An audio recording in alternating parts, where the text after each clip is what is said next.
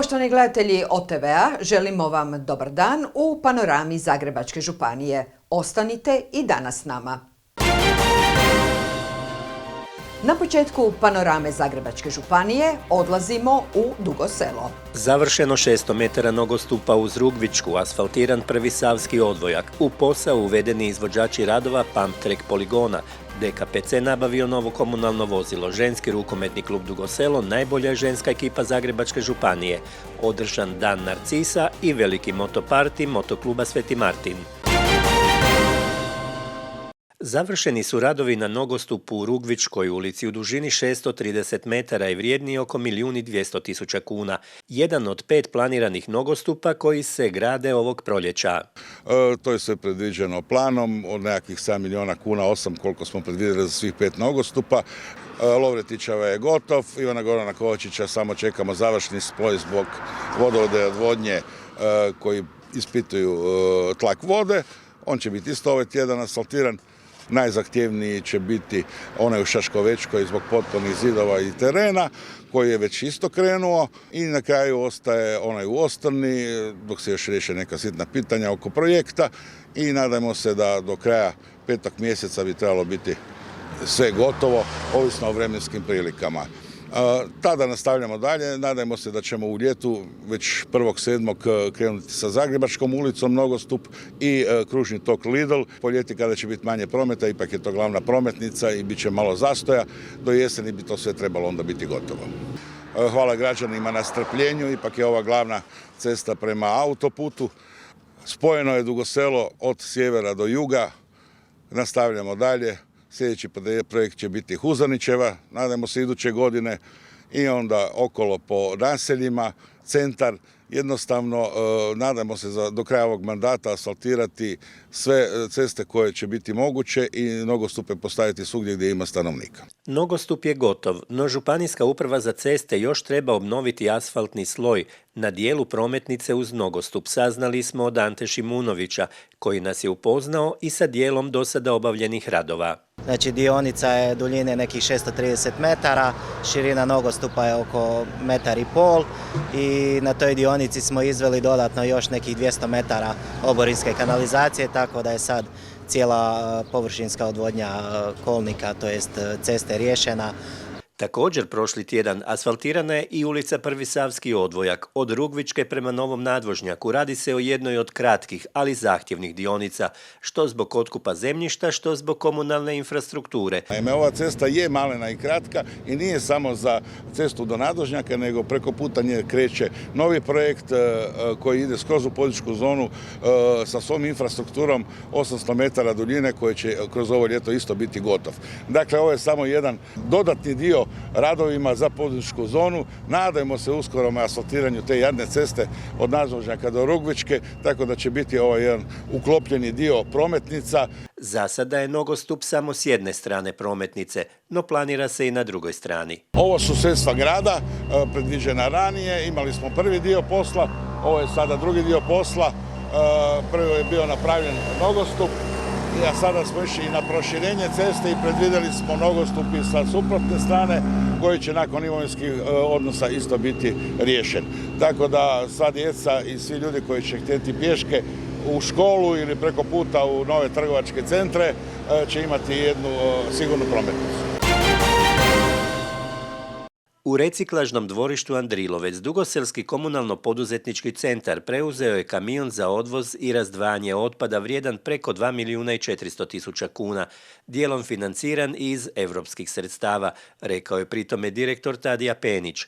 Od toga je sufinancirano od strane Europske unije 1.474.000 kuna. Ostatak će DKPC plaćati putem mjesečne leasing rate od 42.000 kuna i to u iduća 24 mjeseca. Vozilo sa nadogradnjama će služiti za jako puno namjena, znači u prvom redu za praženje polupodzemnih spremnika, kojih sada već ima na 8 lokacija u Dugom Selu, zatim za praženje zvona za staklo na javnim površinama zelenima, za prijevoz i odvoz svih ovih tu rolo kontejnera koji se nalaze u reciklažnom dvorištu, znači od 14 kubika do Mi imamo 28, a ima ih i od 40 kubika, može i njih. I pres kontejner koji ima 26 kubika. I za prijevoz otvorenih spremnika od 5 do 7 kubika, što imaju neke pravne osobe. Za pražnjenje takvih spremnika DKPC je do sada morao koristiti usluge vanjskih partnera. Nabavkom ovog vozila grad neće stati s opremanjem DKPC-a, naglasio je gradonačelnik Nenad Panijan pri preuzimanju vozila. Koji ima trostruku ulogu, a najvažnije mu je skupljanje otpada iz polupodzemnih spremnika kojih u gradu Dugom Selu već ima poprilično. Naravno da idemo i dalje s tim, pogotovo u centru gdje su zgrade, dolaze polupodzemni spremnici u koje puno više stane, bit će manje kantina i kontejnera na cesti, a ovaj kamion će nam i uštediti svakodnevne pražnjenja od drugih koncesionara. Ovime je upotpunjen vozni park komunalnog poduzeća, ali na tome nećemo stati. Izgradnjom svih komunalnih infrastruktura u Dugom Selu bit će potreba i za profesionalnim čistačem ulica, koji nam je sljedeći u nabavi, jer ovaj Ferrari je premali za te funkcije, tako da Dugo Selo bude čisto nakon asfaltiranja. Početkom travnja počinju radovi na Pump Track poligonu u Dugom Selu. Izvođači konzorciji od dvije firme, jedne slovenske i jedne hrvatske, koje je izabran na natječaju, uvedeni su u posao, rekao je Dejan Dragičević, pročelnik za financije i komunalno gospodarstvo. Vrijednost ugovora je 1.073.000 kuna plus PDV, dakle do kraja. Bilo je još nekih pripremnih radnji nas grada, komunalnog poduzeća i drugih izvoditelja. Plan je da bude, rok izvođenja je 60 dana, ali mi planiramo da ćemo do 1.5. imati novi poligon ovdje. Nakon toga ide hortikulturalno uređenje, dakle da dobijemo jedan lijep suvremen park okružen zelenilom. Sredstva su osigurana u našem proračunu, bila još krajem prošle godine, međutim zbog projektne dokumentacije počeli smo raditi tek sada, onda naravno tijekom zime se čekalo da se asfaltne baze otvore i tako dalje, da možemo početi raditi. Sredstva su u proračunu naša, dobili smo u Zagrebačkoj županiji jedan dio sufinanciranja, prošle godine u natječaju za sport. Pa ovaj bi trebao izgledati, odnosno trebao bi biti najveći do sada u Hrvatskoj. Na jednoj prekrasnoj parceli, evo ja sam danas vidjela kako izgleda i kako je to naš investitor uredio za pripremu.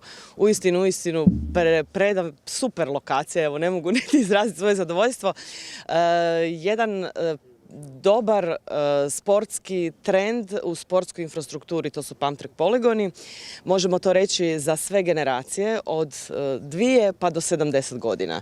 Znači od naše dječice koji su na guralicama pa do naših agilnih penzionera koji mogu koristiti sva prijevozna sredstva, osim bicikla.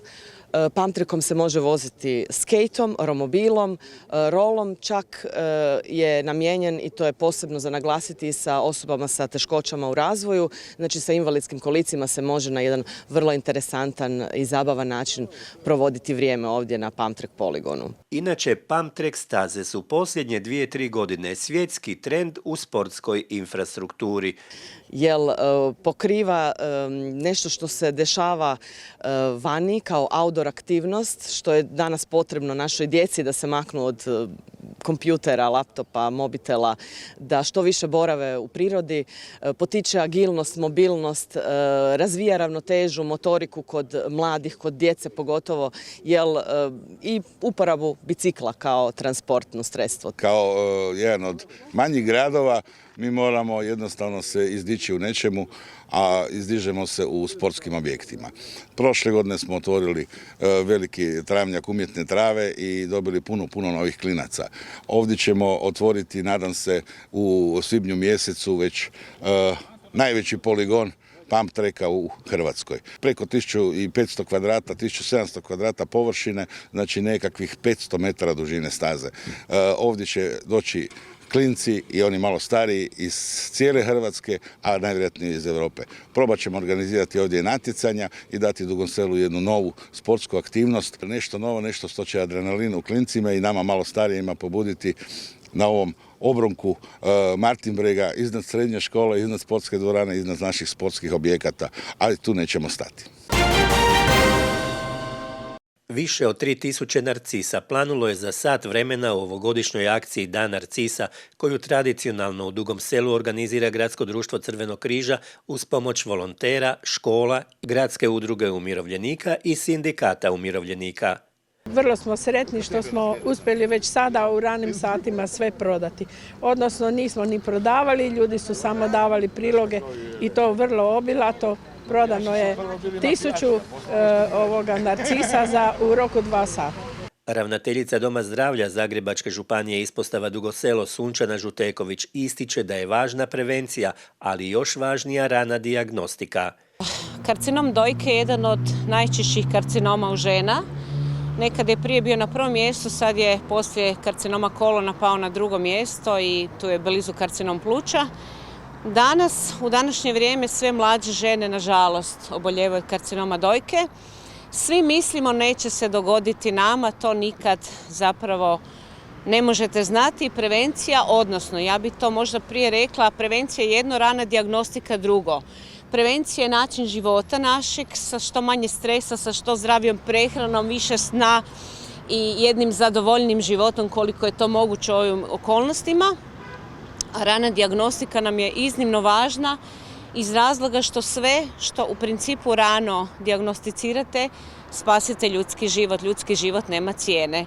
Ono što je važno da žene moraju biti svjesne da se karcinom dojke ne dešava bilo kome, nego se može desiti svima nama u bilo koje vrijeme.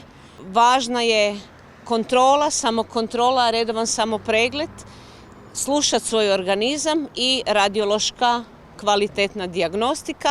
I apelira na žene da se odazovu na mamografske preglede kada dobiju pozive.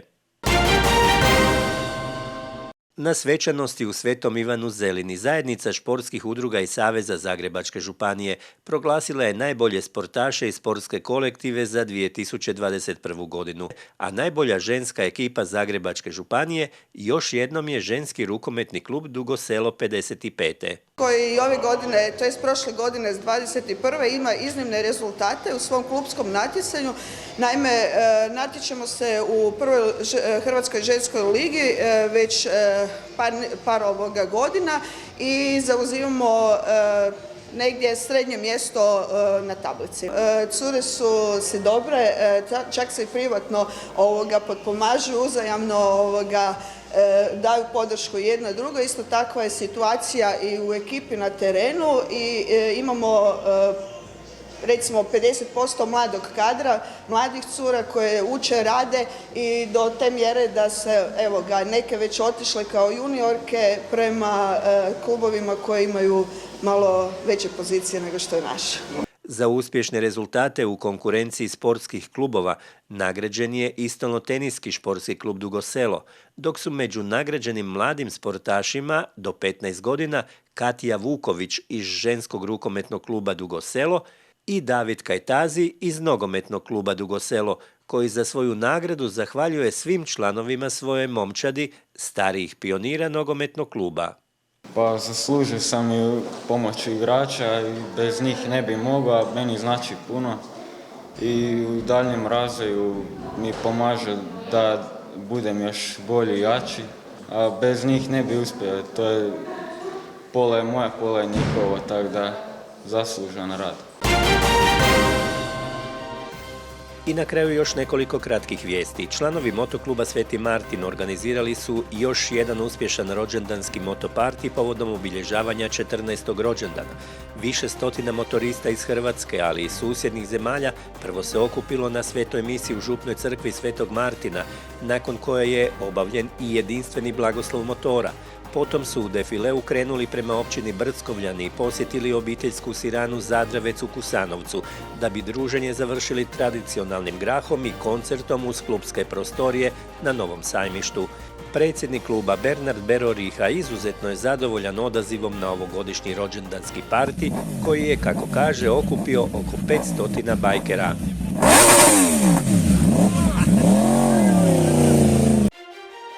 Gradska knjižnica Dugo Selo predstavila je 5. knjigu dugoselskog pisca Brune Šanteka, objavljenu u sklopu zavičajne biblioteke Terra Sancti Martini, zbirku priča Skok s ruba sela. Šantek se posljednjih 10 godina intenzivno bavi pisanjem proze, iako se prije toga najviše izražavao poezijom, rekao je predstavljajući autora, urednik izdanja i ravnatelj Gradske knjižnice Predrag Topić. U Maloj galeriji u Kolodvorskoj ulici otvorena izložba slika 3 člana likovne udruge Dugo Selo, Gorana Nikšića, Marijana Baha-Rojeckog i Ivana Mihalića. Brojne ljubitelje likovne umjetnosti pozdravila je predsjednica udruge Jadranka Bogdanović, a čestitke na uspješnoj izložbi trojici slikara uputio je gradonačelnik Nenad Panjan i najavio skori završetak Kica, u kojem će svoj izložbeni prostor već na jesen svakako naći i likovna udruga. U biti dopada mi se svaka slika i svaki portret, a najviše mi se dopada to kad je ovo jedna od zadnjih izložbi u ovom prostoru. Ovo je premalo, ovo je sad premalo, ne bomo ovak stajali na cesti. Poštovani gledatelji Panorame Zagrebačke županije, to bi bilo sve za danas. Gledajte nas ponovno za 7 dana u ovo isto vrijeme, a do tada lijepo vas pozdravljamo.